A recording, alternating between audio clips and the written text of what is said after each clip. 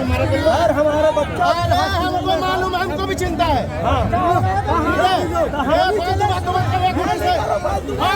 मैं से बता रहा हूँ, मैं समझा रहा हूँ।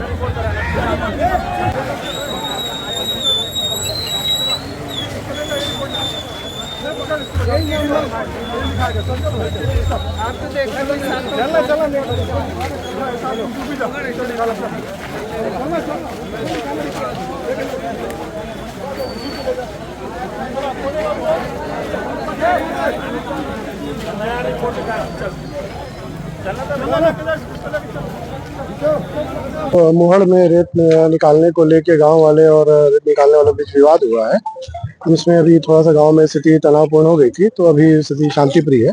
स्थिति नियंत्रण में और क्या घटना हुई, क्यों हुई, उसकी पूरी जानकारी ली जा रही है।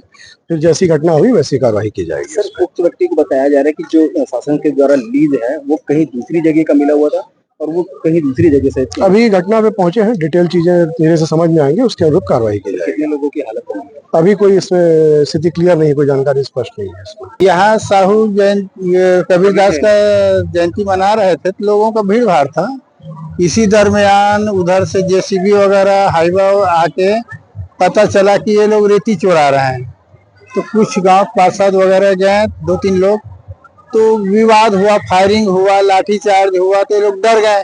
तो गांव के लोगों को भी बुलाए, थाना भी बुलाए, थाना वाले भी आए, लेकिन थाना वाले कम लोग थे, इसलिए भीड़ भी ज्यादा बढ़ गई और लोगों को कंट्रोल नहीं कर पाए, तो और ज्यादा फोर्स बुलाए। और गांव वाले भी चाहते थे कि यही हल हो और जो रेती में शामिल हो यदि गांव का कोई भी, तो उजागर हो जाए। लोगों का यही कहना है गांव में।